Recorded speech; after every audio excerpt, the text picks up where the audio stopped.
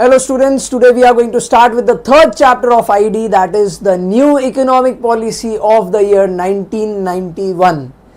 अगर आप पहले तीन चैप्टर्स को उठाते हो आईडी के तो आपको पता चलेगा कि एक पैटर्न, एक सीक्वेंस है। पहला चैप्टर हमने पढ़ा था 1947 तक, दूसरा चैप्टर हमने पढ़ा 1950 से 1990 तक, और थर्ड चैप्टर जो अब हम आज चालू करने वाले हैं वो हम पढ़ने वाले हैं फ्रॉम द ईयर 1991। इतना स्पेशल ये ईयर क्यों था? देखो, सबसे पहले तो आप ये समझो कि जो हमने पुराना चैप्टर यानी जो सेकंड चैप्टर हमने पढ़ा था उसमें हमने पढ़ा था कि गवर्नमेंट ने 40 इयर्स तक कंट्री में क्या किया। पब्लिक सेक्टर को मेजर रोल दिया, प्राइवेट सेक्टर के ऊपर थोड़े रेस्ट्रिक्शंस रखे, इंपोर्ट कंट्रोल करने की कोशिश किया, ग्रीन रेवोल्यूशन, लैंड रिफॉर्म्स, बहुत सारी पॉलिसीज गवर्नमेंट लेके आई थी। लेकिन जैसे हर प्लान हमारी लाइफ में भी काम करता है, कुछ सक्सेसफुल होते हैं, कुछ नहीं होते हैं। तो कुछ प्लान्स हमारी इकोनॉमी के लिए भी सक्सेसफुल साबित नहीं हुए, जिसके कारण 1991 में इंडिया को लेके आना पड़ा एक न्यू इकोनॉमिक पॉलिसी, एक ऐसा पॉलिसी जो इंडिया के फ्यूचर को कंप्लीटली बदल के रख देने वाला था। क्वेश्चन ये आता है कि इन पॉलिसीज की जरूरत क्यों पड़ी। तो हम चैप्टर चालू करते हैं। आप चैप्टर के दौरान आप ये समझोगे, इनफैक्ट पहले के 5 मिनट में आप ये चीज समझ जाओगे कि हमें ये पॉलिसी की जरूरत क्यों पड़ी थी। तो अब हम चैप्टर को चालू करते हैं। पहले एक इंट्रोडक्शन है। Since it's independence, India followed the mixed economic system, but in reality the public sector dominated. ये हमने सेकंड चैप्टर में भी पढ़ा कि इंडिया ने चूज तो कर ली थी एक मिक्स्ड इकोनॉमी, लेकिन रियलिटी में हमने पब्लिक सेक्टर को मेजॉरिटी रोल दे दिया था। ठीक है, the public sector dominated the control and regulation of our economy and private sector was ignored. Private sector को गवर्नमेंट ने कंप्लीटली इग्नोर किया था। There was a huge investment in the public sector and very low investment in the private sector. Clear? The dominance of the public sector for about 4 decades led to the establishment of various rules and laws which hampered the process of growth and development. Public sector ने जो इतना dominate किया था हमारी economy को, उसके कारण कुछ हद तक हमारा ग्रोथ पे एक लिमिट लग गया था। ठीक है, ये तो हो गया इंट्रोडक्शन। लेकिन जो कुछ स्कॉलर्स हैं वो ये भी बोलते हैं कि पब्लिक सेक्टर के डोमिनेंस से कुछ फायदा भी हुआ। क्या फायदा हुआ? According to some scholars, the increasing role of the public sector has helped the Indian economy to first achieve growth in savings, second develop a diversified industrial sector. हमने सेकेंड चैप्टर के क्रिटिकल अप्रेजल में पढ़ा था कि India was no longer limited to cotton and jute industries. India के पास में अब वेल डाइवर्सिफाइड इंडस्ट्रीज थी। क्लियर? Achieve food security. देखो, हमने पढ़ा था ग्रीन रेवोल्यूशन आया, जिसके कारण हम लोग का प्रोडक्टिविटी 28.8% से बढ़ा था, जिसके कारण India was able to create a buffer stock. तो हमने फूड सिक्योरिटी भी अचीव कर ली थी। क्लियर? अब जो मैं आपको बोल रहा था कि इंडिया में इकोनॉमिक रिफॉर्म्स की जरूरत क्यों पड़ी, देखो यहां से आपका मेन चैप्टर चालू होता है। The first question that can come for 6 marks is what were the reasons of the economic reforms, why did we need economic reforms. या फिर एक क्वेश्चन ये भी आ सकता है, what were the reasons of the economic crisis. देखो, crisis होगा तभी रिफॉर्म्स आएंगे। क्लियर है? अगर इकोनॉमी अच्छी चल रही होती तो चेंजेस, रिफॉर्म की जरूरत क्या थी? तो इकोनॉमिक क्राइसिस के क्या रीजन थे और इकोनॉमिक रिफॉर्म्स के भी सेम रीजंस थे। तो अगर दोनों में से कोई भी क्वेश्चन आता है तो आपको 6 पॉइंट लिखने और answer is hip PDF. Hip PDF. Clear? 6 point है। सबसे पहले एच से आता है ह्यूज बर्डन ऑफ डेट।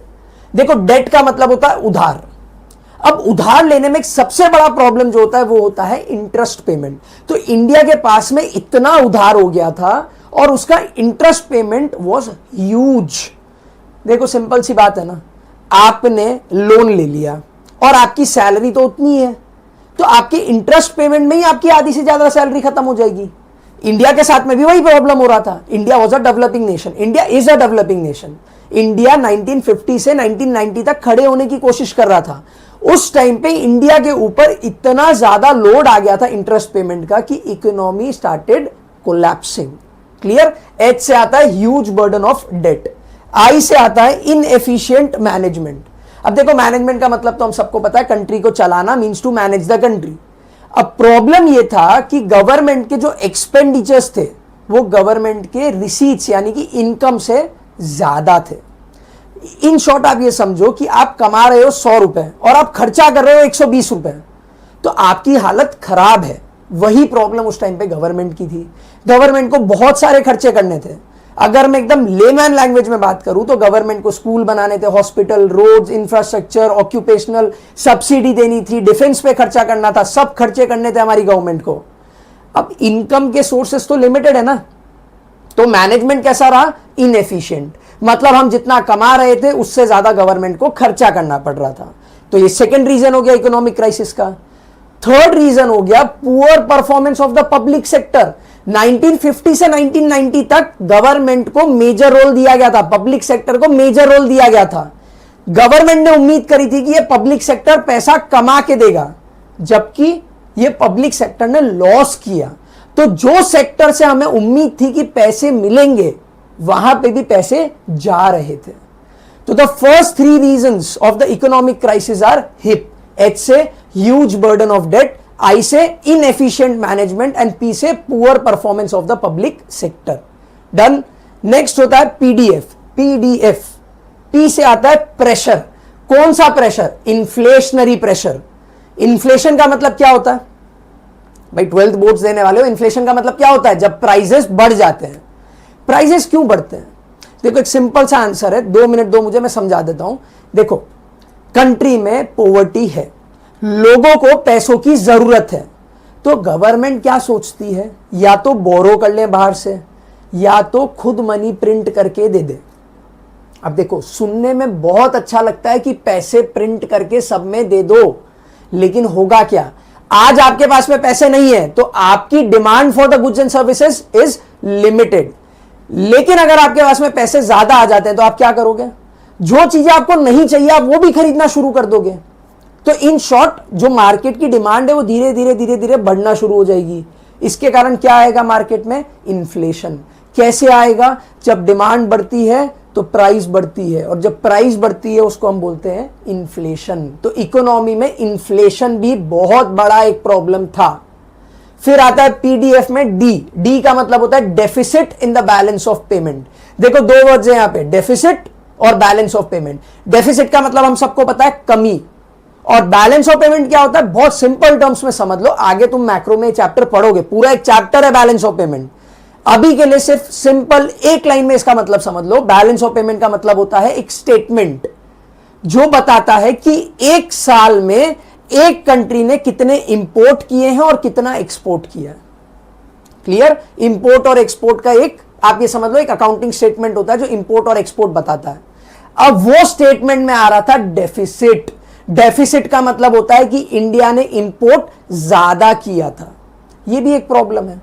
क्यों? क्योंकि जब आप ज्यादा इंपोर्ट करते हो तो लास्ट प्रॉब्लम एफ से आता है, fall in the foreign exchange reserves.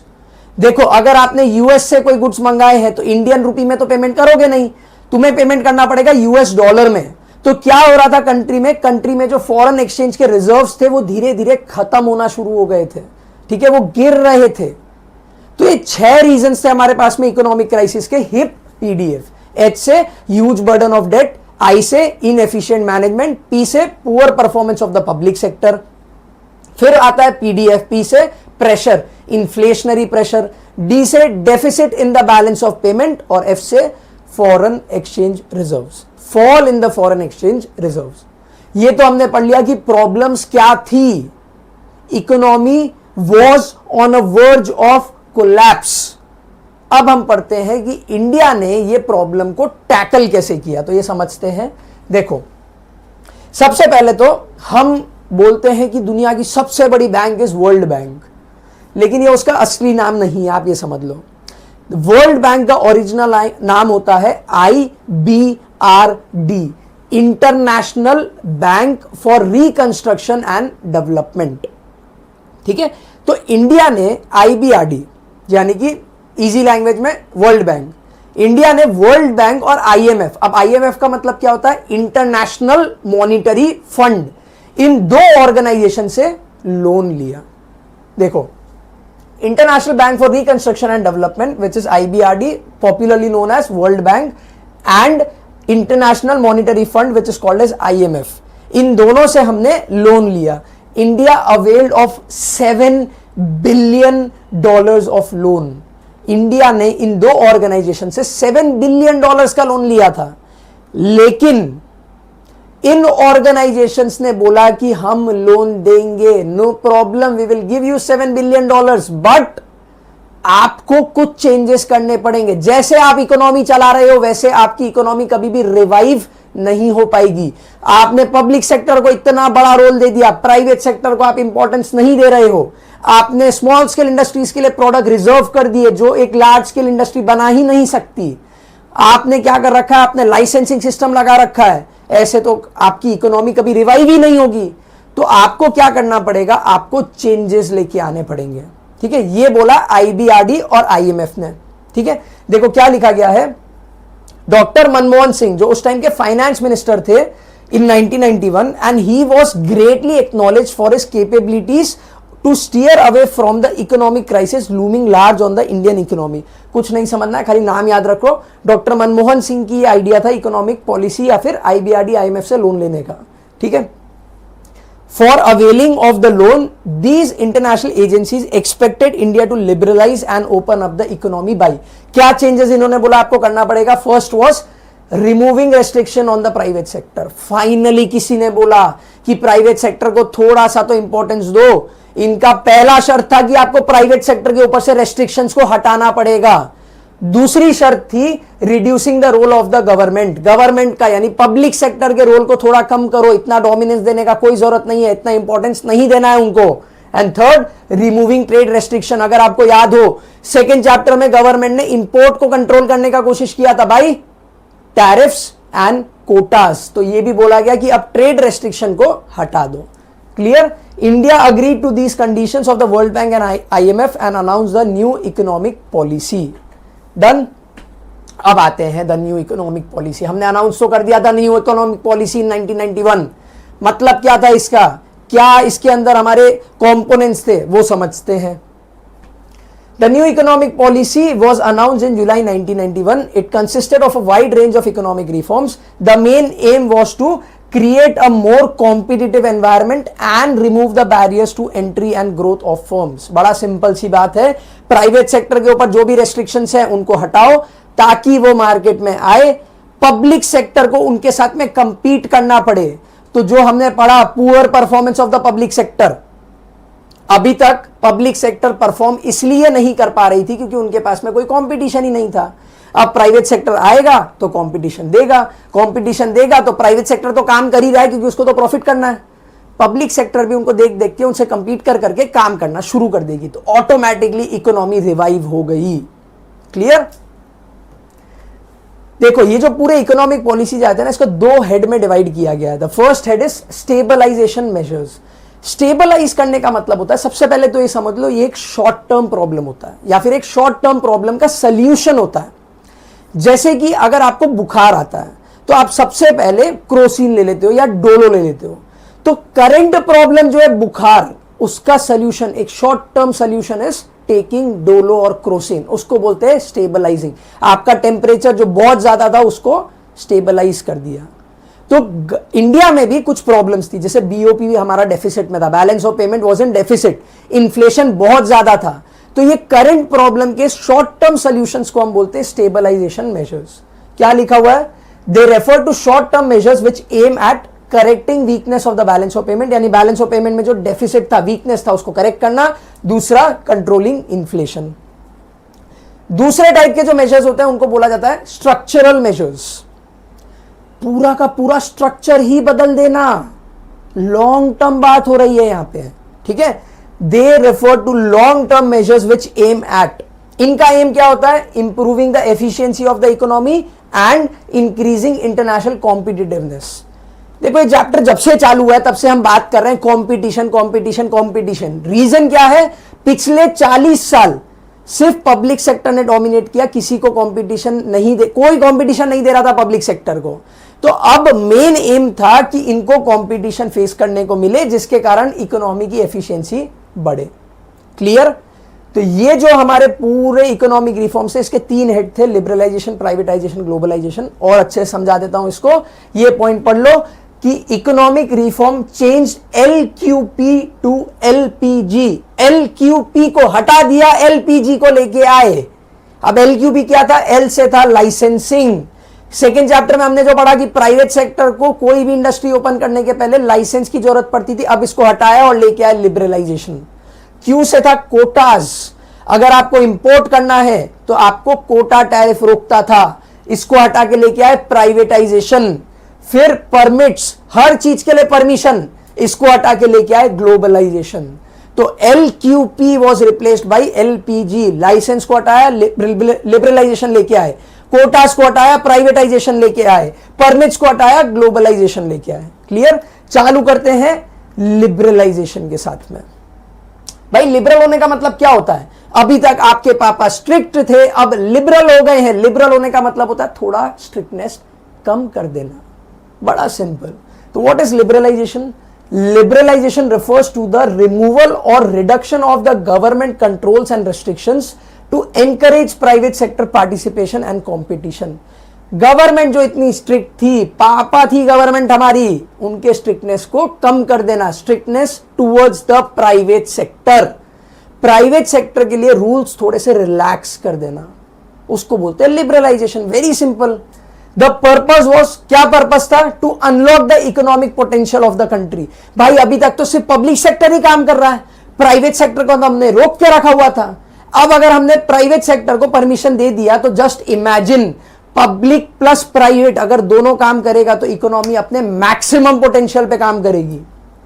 Second, to introduce much more competition. वापस कॉम्पिटिशन कैसे आएगा? प्राइवेट सेक्टर पब्लिक सेक्टर को कॉम्पिटिशन देगा। क्लियर?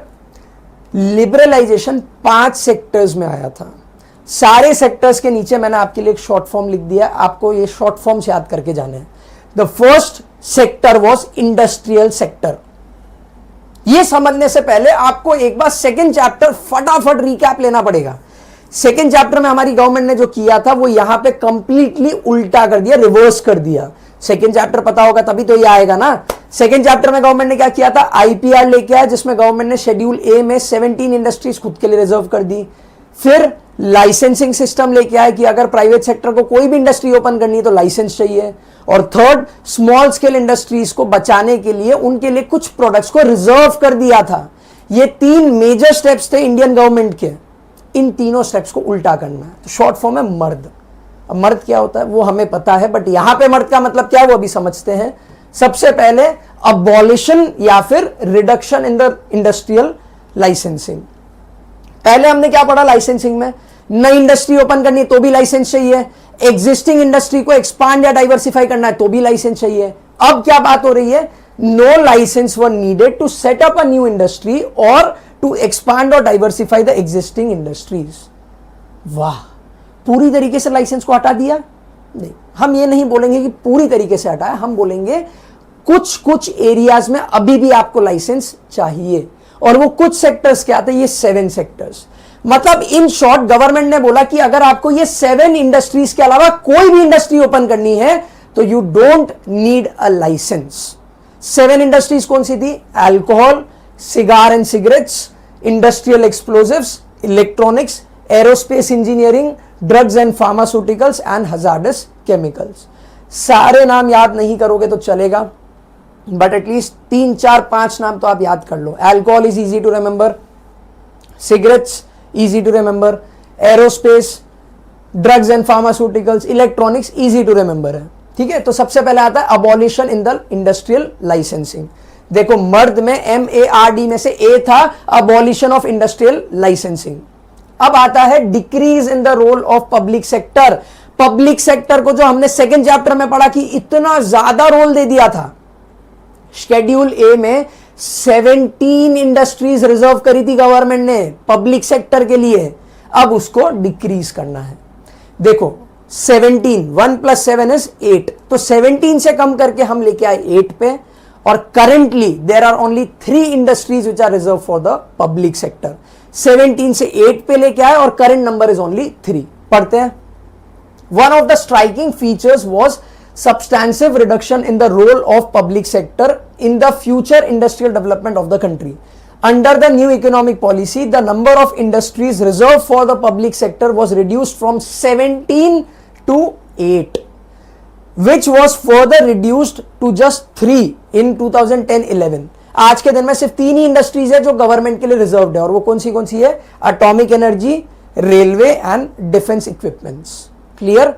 देखो मर्द MARD, ए से हुआ abolition in licensing system, D से हुआ decrease in the role of public sector. अब बचा M और R, वो भी पढ़ लेते हैं. R से आता है या फिर D से आता है आपका D reservation of the product. R से आप रिजर्वेशन याद रखोगे, D reservation of the products. ठीक है, अब देखो डी रिजर्वेशन, जो इंडस्ट्रीज गवर्नमेंट ने खुद के लिए या फिर स्मॉल स्केल इंडस्ट्रीज के लिए रिजर्व कर दी थी, अब गवर्नमेंट ने बोला ये नहीं चलेगा. रीजन बता सकते हो? सोचो. थर्ड चैप्टर जब से चालू हुआ है तब से एक वर्ड है जो हम बार बार यूज कर रहे हैं, दैट इज कॉम्पिटिशन. अगर स्मॉल स्केल इंडस्ट्रीज के पास में कुछ प्रोडक्ट्स रिजर्व्ड हैं और कोई बना ही नहीं रहा है, तो कैसा कॉम्पिटिशन है? There is no competition. Government ने बोला ये नहीं चलेगा, कॉम्पिटिशन तो हमें चाहिए. ऐसा कोई प्रोडक्ट आपके लिए नहीं है जो रिजर्व रहेगा. Products are open for all. Many goods produced by small scale industries have now been de-reserved. Reservation को हटा दिया. The investment ceiling on plant and machinery for small undertakings was enhanced to ₹1 crore. पहले हमने पढ़ा था second chapter में कि पहले 1950 में उस इंडस्ट्री को हम स्मॉल स्केल इंडस्ट्री बोलते थे जिसका limit in the investment was 5 lakhs. अब यहां पे इन्वेस्टमेंट को बढ़ा के कर दिया है 1 crore. क्लियर? देखो ए हो गया, आर हो गया, डी हो गया. ए से था abolition in the licensing system, R से आया रिजर्वेशन, डी रिजर्वेशन, और डी से आया हमारे पास में decrease in the role of public sector. M बच गया, एम पढ़ लेते हैं, that is MRTP act was replaced by the competition act. अब MRTP तो सर कहीं पे लिखा ही नहीं है, यहां लिखा ना MRTP. देखो monopolies and restrictive trade practices act, MRTP जो एक्ट था उसको रिमूव कर दिया गवर्नमेंट ने. The requirement for large companies to seek prior approval for expansion and establishment of new undertakings, mergers, amalgamation etcetera were eliminated. The MRTP act has been replaced by the competition act of 2002 which is more liberal. Government ने बोला कि पहले हमने जो इतने restrictions लगाए हुए थे प्राइवेट सेक्टर के ऊपर, एक्सपांशन पे, मर्जर पे, अमालगमेशन पे, टेक ओवर पे, ये सब हटा दो. यानी कि अब MRTP नहीं चलेगा, अब चलेगा कंपटीशन. तो ये 4 चीजें हो गई आपका मर्द. इंडस्ट्रियल लाइसेंसिंग, या फिर अगर हम बात करते हैं इंडस्ट्रियल सेक्टर की, तो शॉर्ट फॉर्म बना मर्द, MARD. एम से आया MRTP act was replaced by the competition act. A से आया abolition in the licensing system, R से आया reservation, D reservation of the products, और डी से आया decrease in the role of public sector. Sorted. अब दूसरे पे आते हैं. दूसरा होता है फाइनेंशियल सेक्टर रिफॉर्म. इसके नीचे भी एक मैंने शॉर्ट फॉर्म लिखा है जो है role. Clear? Financial sector reforms. देखो सबसे पहले तो आप ये समझ लो कि इंडिया में जो फाइनेंशियल सेक्टर है उसका जो बाप है, जो रेगुलेटर है, जो कंट्रोल करता है, that is RBI, the central bank. ठीक है? फाइनेंशियल सेक्टर इंक्लूड्स किस किस की बात कर रहे हैं? जब भी हम बोलते हैं फाइनेंशियल सेक्टर, कौन कौन आता है उसमें आ जाते हैं सारे institution like commercial bank, investment bank, stock exchange operations and the foreign exchange market. ये सब चीजें फाइनेंशियल मार्केट के ओवरव्यू में आती है. The financial sector in India is controlled by the central bank, that is the reserve bank of India. The reforms introduce in the financial market या फिर the financial sector are. देखो short form याद रखना, short form था role. Role को ध्यान में रख के पढ़ते हैं, आर से रोल. देखो रोल के आर से वापस रोल ही आ गया, change in the role of RBI. देखो RBI का जो पहले रोल था ना, वो क्या था? वो था रेगुलेटर का. अब बना दिया फैसिलिटेटर. याद रखने का सिंपल लॉजिक ये है, शॉर्ट फॉर्म बता देता हूं या एक तरीका बता देता हूं. आपको याद रखना है कि RBI थी R से रिजिड, अब हो गई F से फ्लेक्सिबल. R से रिजिड यानी पहले थी रेगुलेटर, अब बन गई F से फ्लेक्सिबल यानी कि फैसिलिटेटर. समझो, the role of RBI was reduced from regulator to facilitator of the financial sector. As a result, the financial sector was allowed to take decisions on many matters without consulting the RBI. As a regulator, RBI used to fix the interest rate, but after changing its role as a facilitator, RBI now facilitates the free market forces to act accordingly. यानी कि greater autonomy. Autonomy मतलब freedom. क्या बोला गया? Simple बता देता हूं. पहले थी रेगुलेटर, अब बन गई फैसिलिटेटर. रेगुलेटर थी तब क्या करती थी? तब इंटरेस्ट रेट बता देती थी आपको इतना ही रखना है, लोन पे इतना इंटरेस्ट लोगे, डिपॉजिट पे इतना इंटरेस्ट दोगे एंड सो ऑन. अब फैसिलिटेटर है, यानी अब ज्यादा फ्रीडम देती है. अब वो तय करने देती है कमर्शियल बैंक को कि आपको कितना इंटरेस्ट रखना है. हाँ, ऑब्वियसली चेक रखती है कि इससे ज्यादा नहीं होना चाहिए, इससे कम नहीं होना चाहिए, बट फिर भी वो कहीं ना कहीं कॉम्पीट करने देती है, कंपीट करने देती है. फॉर एग्जाम्पल आईसीआईसीआई और एचडीएफसी बैंक है. आज अगर दोनों बैंक को कंपीट करना है तो वो कंपीट किस पे करेगी? Interest rate.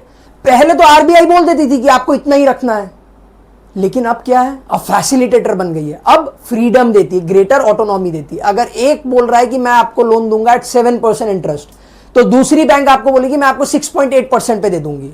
तो कंपटीशन बढ़ गया ना मार्केट में. That was the obvious role.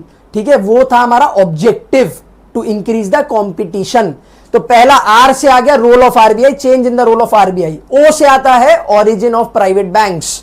India में प्राइवेट बैंक्स की एंट्री को परमिट कर दिया गया. देखो, the reform policies led to the establishment of private sector banks, Indian as well as foreign. यानी इंडिया में प्राइवेट बैंक्स की एंट्री को परमिट कर दिया गया. अब वो प्राइवेट बैंक्स हो सकता है इंडिया की हो या बाहर की भी हो सकती है. For example, Indian banks like ICICI and foreign banks like HSBC increase the competition and benefited the consumers through lower interest rate and better services. ठीक है, अब बाहर की बैंक्स, कुछ इंडिया की प्राइवेट बैंक्स आई, जिसके कारण जो गवर्नमेंट की बैंक्स थी उनको कंपटीशन फेस करने को मिला. प्राइवेट बैंक्स आई, उन्होंने इंटरेस्ट रेट कम कर दिया, ज्यादा बेहतर सर्विसेज दी, तो उससे क्या होगा? उससे ऑब्वियसली बैंकिंग सेक्टर में कंज्यूमर का फायदा हुआ. थर्ड पॉइंट एल से आता है limit. Increase in the limit of foreign investment. क्या है? देखो, आर से आर, रोल के आर से क्या है? Role of RBI, change in the role of RBI. O से ओरिजिन ऑफ प्राइवेट बैंक्स. अब एल से limit of foreign investment, increase in the limit of foreign investment. The limit of foreign investment in banks was raised to around 74%. यानी अगर आपको बाहर से पैसा मंगाना है, अगर आप एक बैंकिंग सेक्टर में हो and you want foreign investment, तो आप 74% तक का फॉरेन इन्वेस्टमेंट मंगा सकते हो. Foreign institutional investors such as merchant bankers, mutual funds and pension funds were now allowed to invest in Indian financial market. What was the limit? 74%. याद रखना. Last आता है ROLE. ई से आता है ईज इन एक्सपांशन प्रोसेस. देखो, ये पढ़ने की जरूरत नहीं है. बैंक्स को बहुत ज्यादा फ्रीडम दे दिया गया कि अगर आप चाहते हो नई ब्रांच ओपन करना तो आप कर सकते हो. You are free to expand. Very simple. तो हमारे फाइनेंशियल सेक्टर रिफॉर्म का शॉर्ट फॉर्म हुआ role, ROLE. Change in the role of RBI, origin of private banks. L से limit, increase in the limit of foreign investment, that is 74% कर दिया limit को. और E से ease in the expansion process. Third sector पे आते हैं जिसको हम बोलते हैं टैक्स रिफॉर्म, और इसका शॉर्ट फॉर्म बनता है SIR, SIR. देखो, बहुत सिंपल है. ये चालू करने से पहले आप ये समझ लो कि टैक्स दो तरीके के होता है, डायरेक्ट टैक्स और इनडायरेक्ट टैक्स. ठीक है, बहुत ज्यादा टाइम नहीं लेंगे. डायरेक्ट टैक्स का मतलब होता है द टैक्स विच यू पे ऑन योर इनकम. कमाते हुए जो आपको सरकार को देना पड़ता है वो डायरेक्ट टैक्स. इनडायरेक्ट टैक्स, जो आप खर्चा करते हो उसके ऊपर भी गवर्नमेंट आपसे टैक्स लेती है. जैसे अगर आपने मैगी का एक पैकेट खरीदा है तो उसके ऊपर आप जीएसटी पे करते हो, तो वो इनडायरेक्ट टैक्स. इनकम पे जो टैक्स लगे वो डायरेक्ट टैक्स, खर्चे पे जो टैक्स लगे वो इनडायरेक्ट टैक्स. अब गवर्नमेंट के लिए टैक्स हमेशा से एक मेन सोर्स ऑफ इनकम रहा है, लेकिन 1991 में गवर्नमेंट ने आइडेंटिफाई किया that people are not paying tax. अब क्या करेंगे? ऐसे सर के ऊपर बंदूक रख के बोले टैक्स पे करो? नहीं ना. गवर्नमेंट को प्रॉब्लम आइडेंटिफाई करने की कि why are people not paying tax. Government को पता चले दो रीजंस. या तो टैक्स का अमाउंट बहुत ज्यादा है जिसके कारण लोग टैक्स की चोरी कर रहे हैं, या तो लोगों को टैक्स भरने में बहुत डिफिकल्टी हो रही है, they are not able to pay tax. तो इन दो प्रॉब्लम्स को मद्देनजर रखते हुए गवर्नमेंट लेके आई 3 reforms. The first one is, देखो, tax reform. Tax reform refers to the reform by the government's taxation and public expenditure policies which are collectively known as the fiscal policy. Government ने सोचा कि tax collection बढ़ाना है तो reform लाना पड़ेगा. Direct tax, indirect tax, ये मैं आपको पहले ही समझा चुका हूं. One is imposed on your income and one is imposed on your expenditure यानी कंजम्पशन. अब शॉर्ट फॉर्म क्या था? SIR. इसको ध्यान में रख के पढ़ते हैं. आर से होता है rationalisation of direct tax. Rationalisation of direct tax. Rationalisation का अगर सिंपल लेमैन लैंग्वेज में आपको मैं मतलब बताऊं तो उसका मतलब होता है कम करना, रिडक्शन. नहीं याद रहे रैशनलाइजेशन तो आप रिडक्शन भी लिख सकते हो. मैंने आपको क्या बताया? गवर्नमेंट ने पहली प्रॉब्लम आइडेंटिफाई करी कि या तो टैक्स हम बहुत ज्यादा ले रहे हैं जिसके कारण लोग टैक्स नहीं पे करना चाहते हैं, तो गवर्नमेंट ने क्या किया? कम कर दो. Simple. Since 1991 there has been a continuous reduction in the income and corporate tax as high tax rates were an important reason for tax evasion. evasion मतलब चोरी. गवर्नमेंट ने टैक्स को कम क्यों किया? क्योंकि गवर्नमेंट ने आइडेंटिफाई कर लिया कि high tax is the main reason that people are not paying tax. दूसरा, it is now widely accepted that moderate rate of income tax encourage saving and voluntary disclosure of income. Government को यह भी समझ में आया कि tax कम रखोगे तो लोग सामने से टैक्स भरेंगे. टैक्स परसेंटेज अगर कम कर दोगे तो लोग सामने से टैक्स भरेंगे और अपनी इनकम को डिस्क्लोज भी करेंगे. The rate of corporation tax which was very high earlier has been gradually reduced. Corporate tax जो हम काफी बार रील्स में देखते हैं ना कि अमीरों को टैक्स नहीं लगता है, बड़ी कंपनियों को टैक्स नहीं लगता है, उसको बोलते हैं कॉर्पोरेशन टैक्स. तो कॉर्पोरेशन टैक्स भी काफी हद तक कम हो गया है जो पहले बहुत ज्यादा हुआ करता था. फिर रिफॉर्म इन इनडायरेक्ट टैक्स. देखो SIR में I से आता है इनडायरेक्ट टैक्स, R से आता है रैशनलाइजेशन ऑफ डायरेक्ट टैक्स. ठीक है, तो reform in the indirect taxes. एक टाइम था इंडिया में जो बहुत सारे इनडायरेक्ट टैक्स हुआ करते थे. सेल्स टैक्स, ये अपना VAT, service tax, too many tax, बहुत कॉम्प्लिकेटेड था. गवर्नमेंट ने बोला ये कॉम्प्लिकेटेड प्रोसीजर को हटा देते हैं. रिफॉर्म का मतलब होता है चेंजेस. इनडायरेक्ट टैक्सेस में चेंजेस लेके आते हैं. Considerable reforms have been made in the indirect taxes to facilitate the establishment of the common national market for goods and commodities. नहीं समझ में आया? छोड़ दो, सिंपल समझा देता हूं. गवर्नमेंट ने बहुत एफर्ट मारे हैं ताकि इनडायरेक्ट टैक्सेस कम हो जाए, ताकि पूरे नेशनल लेवल पे जो गुड्स एंड सर्विसेज हैं उनका ट्रांसफर इजी हो जाए. Latest reform was introduced in 2017. बताओ 2017 में क्या आया था? GST. ठीक है, latest reform was introduced in 2017 under the name of GST, that is goods and service tax, which replaced 17 indirect taxes. जो मैंने बोला पहले एक टाइम था इंडिया में कि बहुत सारे टैक्स हुआ करते थे इनडायरेक्ट नेचर के. 2017 में GST आया जिसने 17 इनडायरेक्ट टैक्सेस को रिमूव किया. 2017 में आया और 17 इनडायरेक्ट टैक्सेस को रिमूव कर दिया. तो रिफॉर्म इन इनडायरेक्ट टैक्सेस का यह मतलब होता है.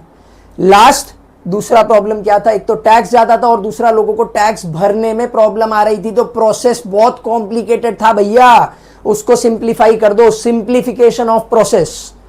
इन order to encourage better compliances on the part of tax payer, many procedures have been simplified. The Goods and Service Tax Act was passed in the Parliament on 29th of March 2017 to simplify and introduce a unified indirect tax system in India. This is expected to generate additional revenue for the government, reduce tax evasion and create one nation, one tax and one market. बड़ा simple है. Tax भरना difficult आ रहा था क्योंकि बहुत सारे taxes थे, उन टैक्सेस को कम किया तो सिंप्लीफिकेशन ऑटोमेटिकली हो गया. अब टैक्स फाइल करना बहुत आसान हो गया.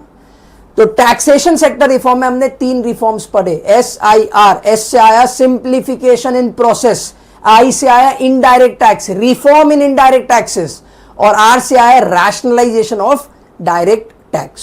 क्लियर? नेक्स्ट रिफॉर्म पे हम लोग आते हैं जिसको हम बोलते हैं फॉरेन एक्सचेंज रिफॉर्म, जिसका शॉर्ट फॉर्म है DM. ठीक है, DM जो इंस्टाग्राम व्हाट्सएप पे आप करते हो ना, DM की बात हो रही है यहां पे. अब D और M, D से आता है डीवैल्यूएशन ऑफ रूपी. रूपी को डीवैल्यू कर देना. अब डीवैल्यू का मतलब क्या होता है? जिन लोगों को मैक्रो में थोड़ा सा भी नॉलेज है, जिन लोगों ने ये चैप्टर पहले पढ़ा हुआ है, उनको पता होगा डीवैल्यूएशन का क्या मतलब होता है. जिनको नहीं पता उनके लिए मैं बता देता हूं. जब गवर्नमेंट जानबूझ के अपनी करेंसी को वीक कर देती है उसको बोलते हैं डीवैल्यूएशन. यानी आज अगर $1 इज इक्वल टू 90 रुपीज चल रहा है, कल $1 इज इक्वल टू 100 रुपीज चला गया तो इंडियन करेंसी की वाट लग गई है. इसको बोलते हैं डीवैल्यूएशन. जब गवर्नमेंट जानबूझ के ये कर देना उसको बोलते हैं डीवैल्यूएशन. गवर्नमेंट ने 1991 में रुपी को डिवैल्यू किया था, और छोटा मोटा रिवैल्यूएशन नहीं, 20% से किया था, 20%। अब आप बोलोगे कौन था उस टाइम का फाइनेंस मिनिस्टर, उसको पकड़ो गाली देते हैं, ऐसा नहीं होता है। पहले तो डिवैल्यूएशन का मतलब समझो, फिर उसका मीनिंग बताता, मतलब आपको इंप्लीकेशन बताता हूं। Devaluation refers to a deliberate मतलब जानबूझ के reduction in the value of domestic currency in respect to any foreign currency by the government of the country, जानबूझ के डेलिब्रेटली कर रही है। देखो अब पहले तो ये समझ लो, उसके बाद में ये पढ़ते हैं डिवैल्यूएशन से होता क्या है। आपकी करेंसी वीक हो गई, यानी सामने वालों के लिए अच्छा है, दूसरी कंट्री के लिए अच्छा है ना, तो वो क्या करेंगे, वो आपसे ज्यादा गुड्स मंगाएंगे। अब देखो वो आपसे मंगा रहे हैं, मतलब आप तो बेच रहे हो, तो आपका एक्सपोर्ट बढ़ रहा है। अब क्योंकि डॉलर का रेट बहुत ज्यादा चल रहा है, तो अगर आप वहां से कोई गुड्स मंगाओगे तो आपको महंगे पड़ेंगे, तो आप इंपोर्ट कम कर दोगे। देखो एक्सपोर्ट बढ़ गया, इंपोर्ट कम हो गया, ये वही सिचुएशन है जो हर कंट्री चाहती है, एक्सपोर्ट ज्यादा इंपोर्ट कम, और वही हुआ। To overcome the balance of payment crisis in 1991 the rupee was devalued against foreign currencies, this led to an increase in the inflow of foreign exchange. हमने ज्यादा एक्सपोर्ट किया तो बाहर से पैसा ज्यादा आने लग गया। क्लियर? तो डी से हुआ डीवैल्यूएशन ऑफ रूपी, और एम से होगा market determination of exchange rate. Government ने बोला US dollar, Indian rupee, pound रूपी, यानी दो करेंसीज आपस में जैसे भी एक्सचेंज होना चाहे वैसे हो सकती है। इसका मतलब है रेट कौन डिसाइड करेगा? आप rate will be decided by the market and not by the government. यानी कि पहले गवर्नमेंट डिसाइड करती थी कि $1 is equal to how many rupees. अब गवर्नमेंट ने बोला हम डिसाइड नहीं करेंगे, मार्केट को करने दो। मार्केट मतलब demand and supply. The government allowed the rupee value to be free from its control. As a result, market forces of demand and supply determine the exchange value of the Indian rupee in terms of the foreign currency. Clear? ये हो गया आपका foreign sector. अब last sector के ऊपर हम लोग आते हैं, that is trade and investment sector reform. अभी तक हमने पढ़ा मर्द, रोल, सर, डीएम, ठीक है। अब लास्ट आर, 4 बार आर है यहाँ पे, इसका नाम है trade and investment sector reforms या फिर पॉलिसी रिफॉर्म्स, कुछ भी बोल लो। देखो क्या लिखा हुआ है, before 1991 a lot of restrictions were imposed on import to protect the domestic industry, tariff quota. However, this protection reduced the efficiency and competitiveness of the foreign industries and led to their slow growth. जो मैंने बताया, बाहर से companies आ नहीं रही है, बाहर से गुड्स आ नहीं रहे हैं, तो इंडियन इंडस्ट्रीज को कंपीट किससे करेंगे? Compete, there is no competition, तो उसके कारण आराम से काम कर रहे हैं। ग्रोथ भी कम है, इकोनॉमी की ग्रोथ भी कम है, इंडस्ट्रियल सेक्टर की ग्रोथ भी कम है। पर्पस ऑफ दीज रिफॉर्म्स, जो रिफॉर्म्स अब गवर्नमेंट लेके आई उसका पर्पस क्या था? टू इंक्रीज द कंपटीशन, ये हम पढ़ चुके हैं। Promote foreign investment and technology, अब अगर आपने बाहर से यानी टैरिफ कोटा हटा दिया तो बाहर से पैसा भी आएगा, टेक्नोलॉजी आएगी, कंपनीज आएगी, वो अपने साथ में पैसा और टेक्नोलॉजी लेके आएगी। And third, promote the efficiency of local industries, local industries को कंपटीशन मिलेगा तो वो अपनी एफिशिएंसी बढ़ाएंगे। अब क्या किया गवर्नमेंट ने? आर क्वांटिटेटिव रेस्ट्रिक्शन, यानी कोटा को रिमूव कर दिया। पहले जो गवर्नमेंट ने कोटा लगाया था कि आप एक बार में इतने ही गुड्स मंगा सकते हो, इसको हटा दिया। एक्सपोर्ट ड्यूटी को कंप्लीटली हटा दिया ताकि लोग एनकरेज हो एक्सपोर्ट करने के लिए। इंपोर्ट ड्यूटी को कम किया, कंप्लीटली नहीं हटाया था, अभी भी थोड़ा बहुत प्रोटेक्शन तो चाहिए ना, तो इंपोर्ट ड्यूटी को कम किया। एंड लास्ट, इंपोर्ट लाइसेंसिंग के सिस्टम को रिलैक्स कर दिया, relaxation in the import licensing system. देखो, import licensing was abolished except in the case of hazardous and environmentally sensitive industries. This encouraged domestic industries to import raw materials at a better prices, which raised their efficiency and made them more competitive. देखो, domestic industries को अगर large industries के साथ में compete करना है तो उनको अच्छे क्वालिटी रॉ मटेरियल चाहिए। वो कहां से आएंगे? बाहर से आएंगे। तो गवर्नमेंट ने इंपोर्ट के लाइसेंस के सिस्टम को इजी कर दिया था। आर, दो चीजें हटा दी, कोटा हटा दिया, एक्सपोर्ट ड्यूटी हटा दिया, इंपोर्ट ड्यूटी को रिड्यूस कर दिया, reduction in the import duty. And last R से relaxation in the import licensing system. ये आपका लिबरलाइजेशन खत्म होता है। This is more than half of your chapter. यहां पे आपका 50% चैप्टर खत्म।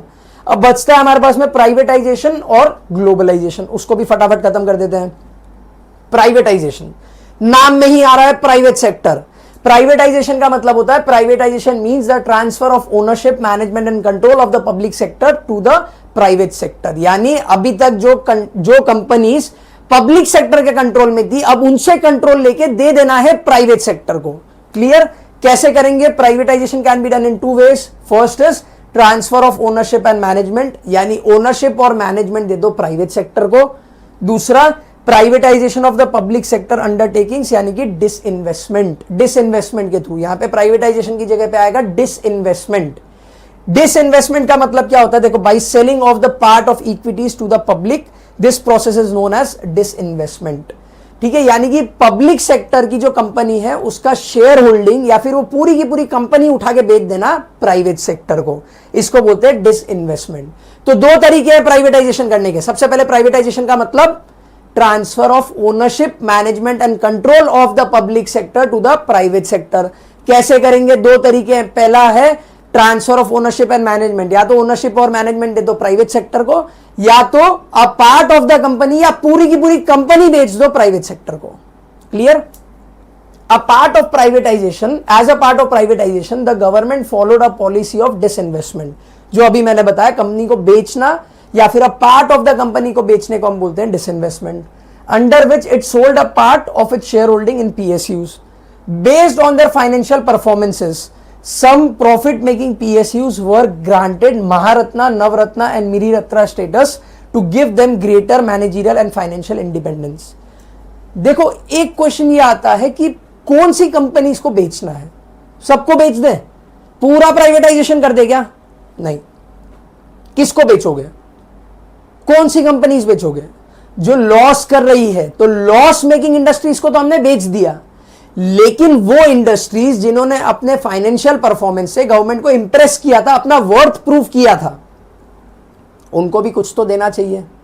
उनको दिया स्टेटस। कौन सा स्टेटस? रत्ना। रत्न जो हम हिंदी में बोलते हैं, रत्न का स्टेटस दिया। कैसा दिया? महारत्न, नवरत्न, मिनी रत्न। ये बहुत बड़ी कंपनीज, ये बड़ी है, उतनी भी बड़ी नहीं कंपनीज। मिनी रत्न मतलब छोटी छोटी प्रॉफिट मेकिंग। लेकिन कॉमन बात ये थी, all the three industries, that is Maharatna, Navratna and mini Ratna, all the three were profit making in nature. ठीक है, अब इनको सिर्फ नाम दे दिया, रत्ना नाम देने से खुश हो जाएंगे? नहीं। रत्ना के साथ में आता है पावर। पावर मतलब ऑटोनॉमी, इंडिपेंडेंस। इनको परमिशन थी कि ये अपने खुद के डिसीजंस ले सकते हैं। डिसीजंस यानी मैनेजरियल डिसीजंस भी और फाइनेंशियल डिसीजंस भी, क्योंकि इन कंपनीज ने अपना वर्थ प्रूफ किया था, इसीलिए गवर्नमेंट ने इनको ये पावर दिया। क्लियर? प्राइवेटाइजेशन भी खत्म। छोटा सा था एकदम। इसमें से एक ही क्वेश्चन आता है, should government privatise the profit making industries, या फिर should government privatise the loss making industries. ठीक है, ये ऐसे टाइप के क्वेश्चन आएंगे। ग्लोबलाइजेशन, ये हमारे चैप्टर का लास्ट पार्ट अब शुरू होता है, जिसको हम बोलते हैं ग्लोबलाइजेशन। क्या मतलब होता है? Globalisation means integrating the national economy with the world economy through the removal of barriers to international trade and capital movements. यानी कि ग्लोब, ग्लोब मतलब देखा है ना बचपन में, ग्लोब अर्थ का एक छोटा सा मॉडल होता है, ग्लोब, वहां से वर्ड आता है ग्लोबलाइजेशन। मतलब क्या है? जितने भी बैरियर्स हैं वो पूरे के पूरे बैरियर्स को रिमूव कर देना, इज कॉल्ड एज ग्लोबलाइजेशन। अब गुड्स, सर्विसेज, इसका movement through out the countries, through out the globe अब बहुत इजी हो जाएगा। सारे बैरियर्स रिमूव कर दो ताकि गुड्स और सर्विसेज इजीली कंट्रीज में मूव कर सकें। Globalisation is generally understood by mean to the mean the integrating of the economy to the country with the world economy. ठीक है, देखो क्या लिखा हुआ है, globalisation is generally understood to mean the integration of the economy to the country with the world economy. यानी कि क्या बात हो रही है? हमारी कंट्री की इकोनॉमी को वर्ल्ड इकोनॉमी के साथ में इंटीग्रेट कर देना, मैच कर देना, that is globalisation. In short, globalisation aims to create a borderless world. बिना बॉर्डर की दुनिया बनानी है, कोई बॉर्डर नहीं है। मैं इसके साथ में ट्रेड करूं, मैं उसके साथ में ट्रेड करूं, I just want to trade, simple. Changes made by the globalisation to the Indian economy. देखो कुछ चेंजेस ग्लोबलाइजेशन के कारण इंडियन इकोनॉमी में आए थे। कुछ मतलब 6 पॉइंट है, और यही आपके चैप्टर का लास्ट इंपॉर्टेंट पॉइंट है। इसको समझ लेते हैं फटाफट। क्या चेंजेस आए ग्लोबलाइजेशन के कारण इंडियन इकोनॉमी में? सबसे पहला, the NEP prepared a specified list of high technology and high priority या फिर इन्वेस्टमेंट प्रायोरिटी इंडस्ट्रीज। एनईपी का मतलब होता है न्यू इकोनॉमिक पॉलिसी के अंडर में लिस्ट बनाई गई, कौन सी इंडस्ट्रीज है जिनको हाई प्रायोरिटी में रखना है, उनकी एक लिस्ट बनाई गई। फिर क्या किया? उनको ऑटोमेटिक परमिशन दी गई, in which automatic permission will be available for foreign direct investment up to 51% of foreign equity. ये लिस्ट में आने वाली सारी कंपनीज को ऑटोमेटिक परमिशन दे दिया गया। मतलब अब आपको गवर्नमेंट से परमिशन लेने की जरूरत नहीं है। अगर आपको पैसा चाहिए तो आप 51% तक का पैसा बाहर से मंगा सकते हो without the approval of the government. मतलब गवर्नमेंट ने आपको पहले से ही अप्रूवल दे दिया है। सिंपल। दूसरा, in respect to foreign technology agreement, इसको शॉर्ट फॉर्म में FTA भी बोलते हैं, foreign technology agreement, automatic permission is provided in high priority industries. Again जो हाई प्रायोरिटी इंडस्ट्रीज थी उनको ऑटोमेटिक परमिशन दे दिया। किस चीज का? Up to a sum of 1 crore rupees automatic permission दे दी, 1 करोड़ रुपए तक की। No permission is now required for hiring foreign technicians और for testing indigenously developed technology abroad. अगर आप चाहो तो बाहर से 1 करोड़ तक का मशीन या फिर मशीन को यूज करने वाले लोगों तक को बुला सकते हो, टेक्नोलॉजी इंपोर्ट कर सकते हो, या फिर आप इंडिया में बनाई हुई, देखो इंडिजीनियस का मतलब होता है इंडिया में बनाई हुई, इंडिया में बनाई हुई मशीन को भी बाहर टेस्टिंग के लिए भेज सकते हो। ठीक है, तो ये 2 पॉइंट एक जैसे हैं। पहले पॉइंट में बता दिया कि एक इंडस्ट्री की लिस्ट बनाई है, हाई प्रायोरिटी इंडस्ट्री की लिस्ट, उसको क्या परमिशन दे दिया? 51% तक का फॉरेन इक्विटी मंगा सकते हो without approval of the government. Second point में लिखा है यही इंडस्ट्रीज को हमने 1 करोड़ तक का लिमिट दे दिया कि अगर आपको कोई भी टेक्नोलॉजी इंपोर्ट करनी है 1 करोड़ तक की तो आप कर सकते हो। सिंपल। फिर in order to make international adjustments to the Indian currency the rupee was devalued in July by nearly 20%। ये हम पहले भी पढ़ चुके हैं डीवैल्यूएशन ऑफ रूपी में। तो 1991 में रूपी को डीवैल्यू किया था बाई 20%, और मैं आपको बता चुका हूं इससे एक्सपोर्ट बढ़ता है और इंपोर्ट डिस्करेज होता है, ये मैं आपको बता चुका हूं। फिर fourth point, to integrate the Indian economy with the world the union budget 1992-93, यानी 1992 में जो बजट आया था उसने रूपी को बना दिया पार्शियली कन्वर्टिबल, और 93 का जो बजट आया था उसने रूपी को बना दिया फुली कन्वर्टिबल। देखो यहां पे 3 पॉइंट जो है आपके लाइन में आ गए, 1991, 1992, 1993। 1991 में रूपी को किया डीवैल्यू बाई 20%, 1992 में किया रूपी वॉज मेड पार्शियली कन्वर्टिबल, और 1993 में रूपी was made fully convertible.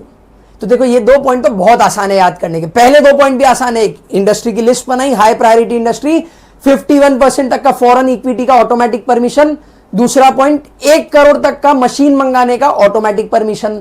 Third point, rupee was devalued by 20% in 1991। Fourth point, rupee was made partially convertible in 1992 and fully convertible in the year 1993। फिर last के 2 point, a new 5-year export import policy was announced by the government. The policy removed all restrictions and control on external trade.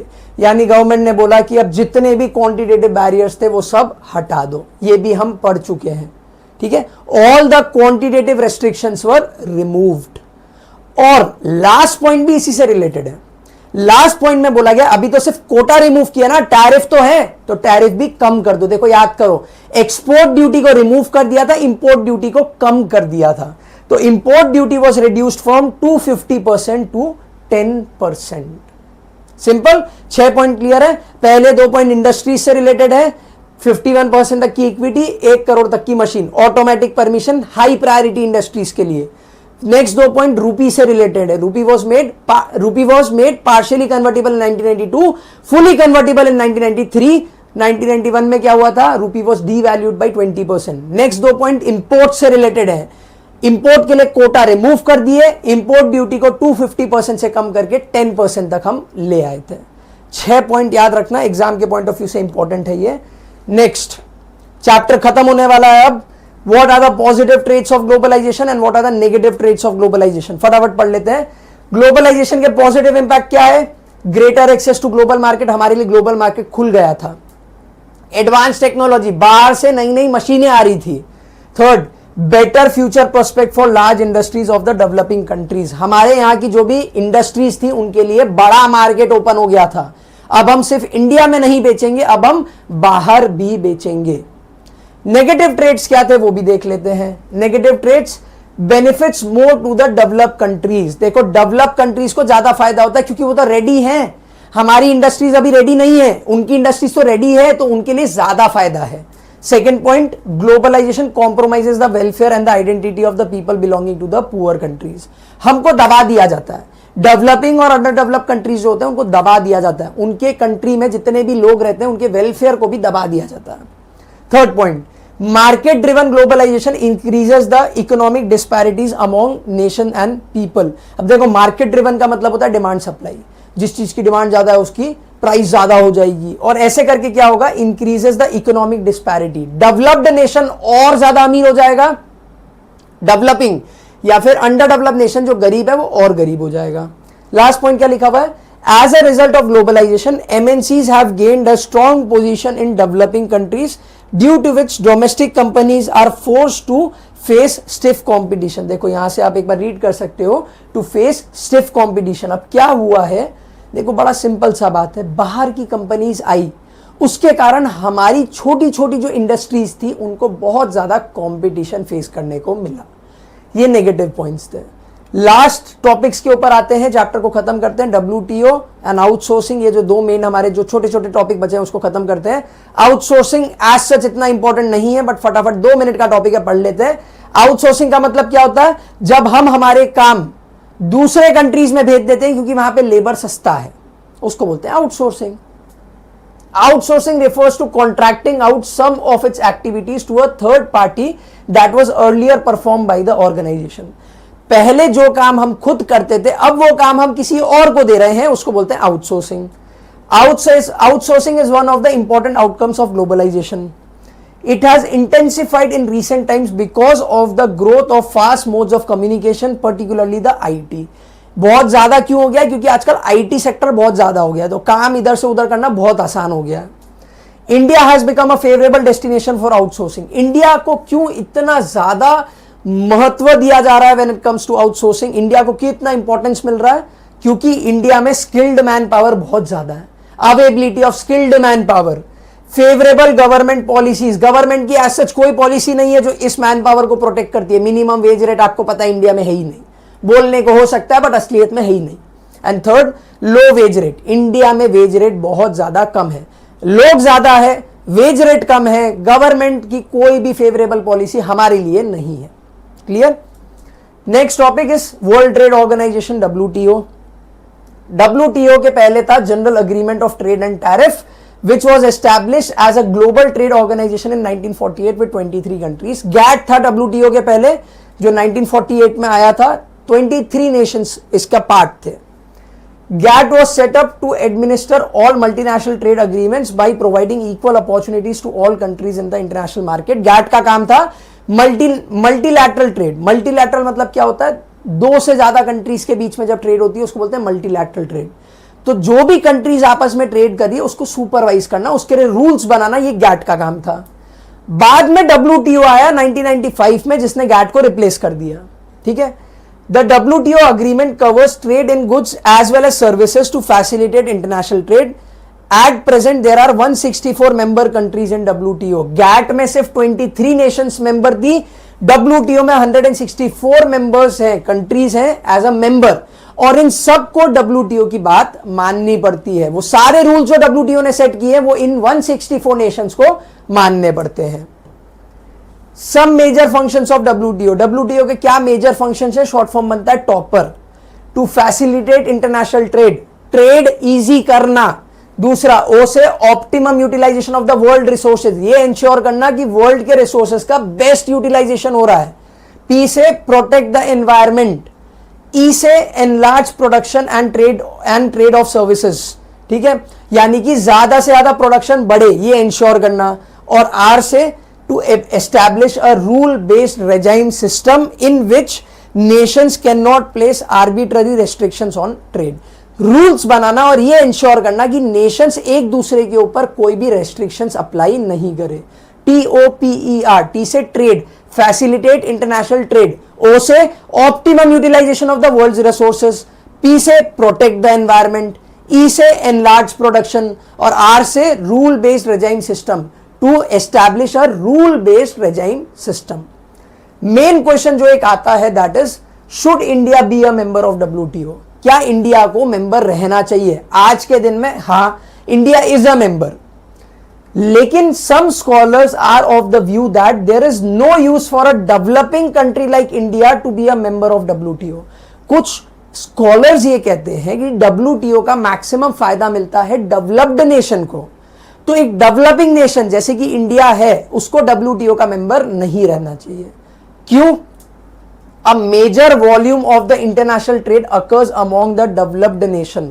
ये लोग क्या बोल रहे हैं कि majority trade तो वैसे भी डेवलप्ड नेशन करती है ना, तो WTO का मेंबर बन के इंडिया को क्या फायदा हुआ? फायदा तो डेवलप्ड नेशन को हो रहा है। दूसरा point, developing countries are being cheated as they are forced to open their market and developed countries are not allowed access to the market of developed countries.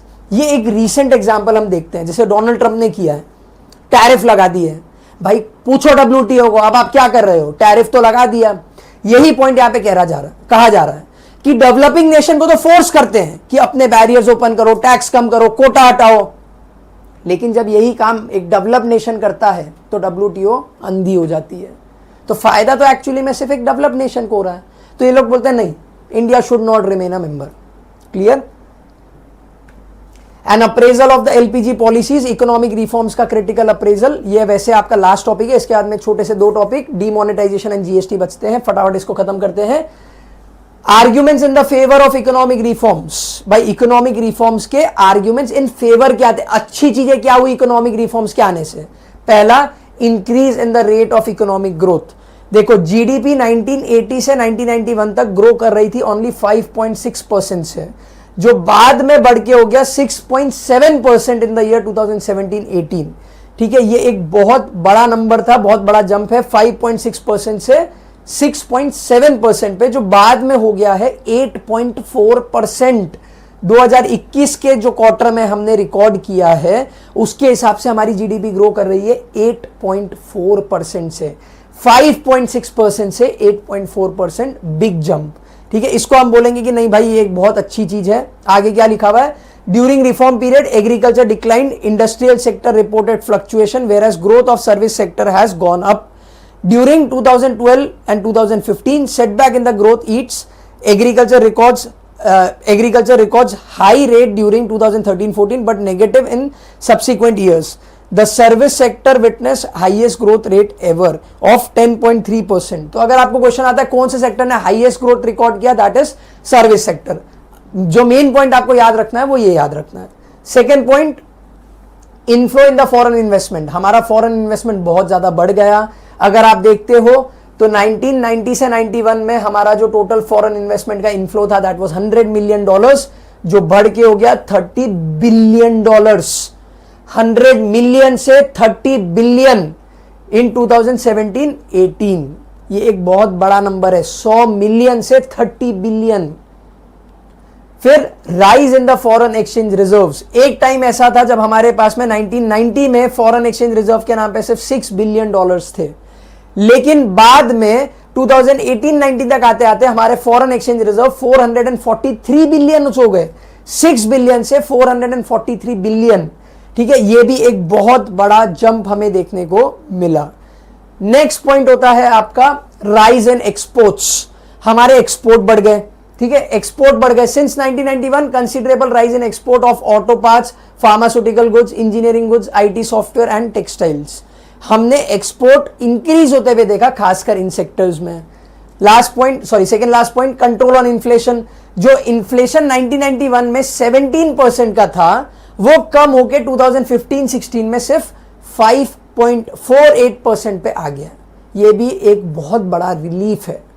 फिर आता है rise in the role of, यहां पे public नहीं है, यहां पे आएगा private sector. Rise in the role of private sector, इसको याद रखना, rise in the role of private sector दिया हुआ है यहां पे, ये गलती से टाइपिंग मिस्टेक हो गया। तो प्राइवेट सेक्टर का रोल कैसे बढ़ गया? हमने लाइसेंसिंग सिस्टम रिमूव कर दिया। जो पहले इंडस्ट्री 17 इंडस्ट्रीज गवर्नमेंट के लिए रिजर्व थी, वो रिजर्वेशन को हमने खत्म कर दिया, तो प्राइवेट सेक्टर का रोल बढ़ गया। ये तो थे अच्छे पॉइंट। अब आते हैं नेगेटिव पॉइंट्स के ऊपर। What were the criticisms?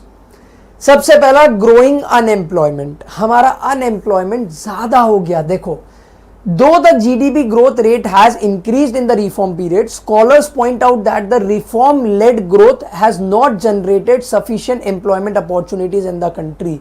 GDP बढ़ी है, लेकिन हमारा जो ग्रोथ रेट है वो धीरे धीरे कम हो गया है। देखो इसको बोला जाता है, अगर मैं इसको पॉइंट आउट करूं, इसको बोला जाता है, this is called as jobless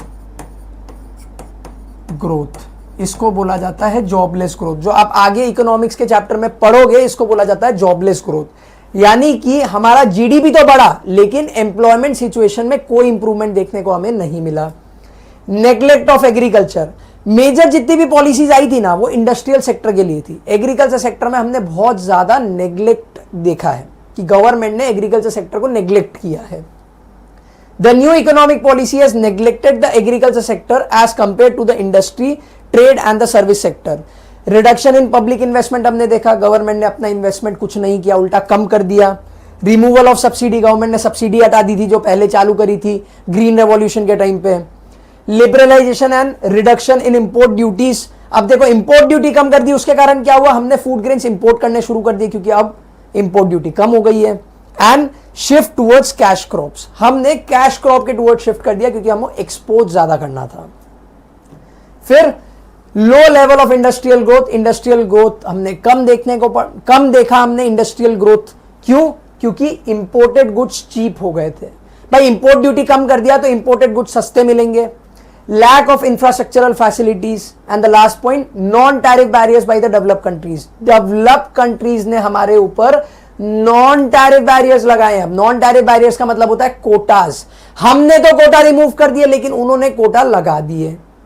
फिर इनइफेक्टिव डिसइन्वेस्टमेंट पॉलिसी, डिसइन्वेस्टमेंट हमने पढ़ा, जो गवर्नमेंट बोलती है कि हम हमारे कंपनीज को, प्राइवेट सेक्टर को बेच देंगे, वो इनइफेक्टिव निकली। क्यों इनइफेक्टिव? ये पैसा कहां गया उसका कोई हिसाब नहीं है। जितना पैसा आना चाहिए था उससे कम पैसा गवर्नमेंट को मिला।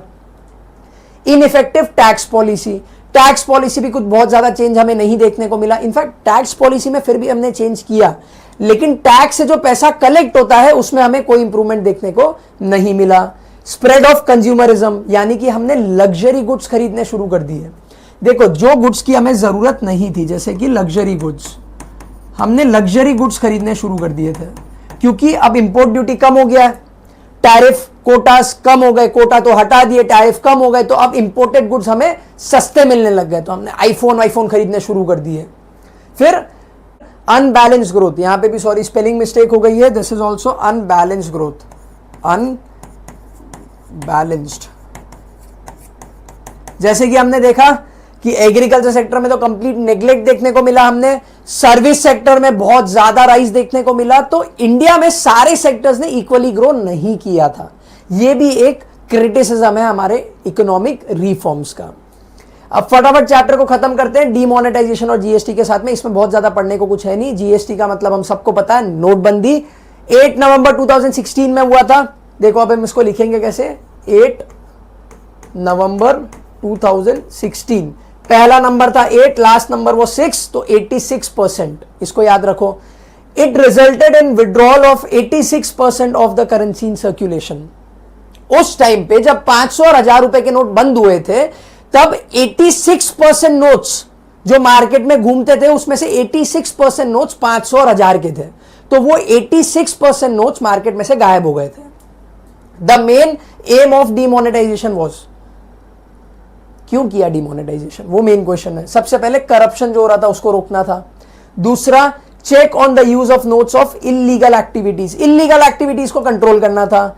Specially the accumulation of black money, जो ब्लैक मनी जो हम लोग बैंक में जमा नहीं करते थे, गवर्नमेंट ने बोला अगर हम ये नोट को ही इलीगल डिक्लेयर कर देंगे तो लोगों को नोट बैंक में डिपॉजिट करना पड़ेगा, तो ब्लैक मनी का खुलासा हो जाएगा कि इंडिया में इसके पास में इतना ब्लैक मनी है। ठीक है। What are the features of demonetisation? लेम, ये है फीचर्स ऑफ डीमोनेटाइजेशन।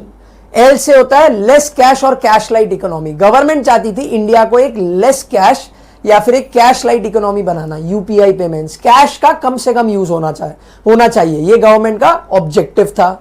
ए से आता है एडमिनिस्ट्रेटिव मेजर्स, टैक्स को कंट्रोल करना था। एक्चुअली में ये जो पॉलिसी ली गई थी ये टैक्स के इंप्रूवमेंट के लिए थी।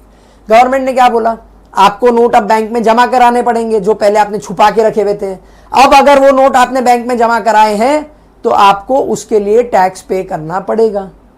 एम से आता है मोबिलाइजेशन ऑफ सेविंग। अब जब आपने वो पैसा बैंक में जमा कर ही दिया है तो वो पैसा जो पहले आपके घर पे सड़ रहा था अब वो सेविंग में कन्वर्ट हो जाएगा।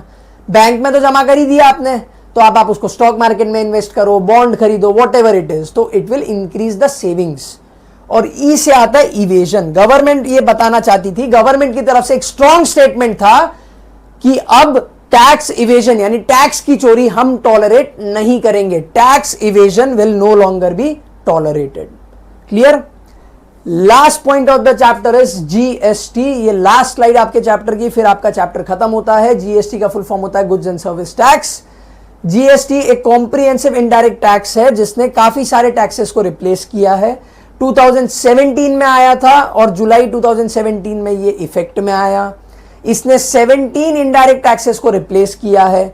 It is a destination based consumption tax. इसको याद रखना, GST is a destination based consumption tax. Destination based consumption tax, इसको याद रखना। लास्ट पॉइंट, गवर्नमेंट का एम क्या था जीएसटी को फॉलो बनाते हुए? One nation one tax. पहले क्या होता था, हर स्टेट में अलग अलग वैट लगता था। ये स्टेट का वैट अलग है, ये स्टेट का वैट अलग है। अब ऐसा नहीं होगा, जीएसटी यूनिफॉर्म होगा पूरे कंट्री में। आप कहीं पे भी गुड्स खरीद लो, it will be uniform. 15%, 18%, 28%, whatever it is, it will be uniform. तो गवर्नमेंट क्रिएट करना चाहती थी वन नेशन वन टैक्स। ये हो गया आपका जीएसटी और इसी के साथ में आपका चैप्टर होता है खत्म। नेक्स्ट वीडियो में हम मिलेंगे with chapter number 4। Till then, bye bye.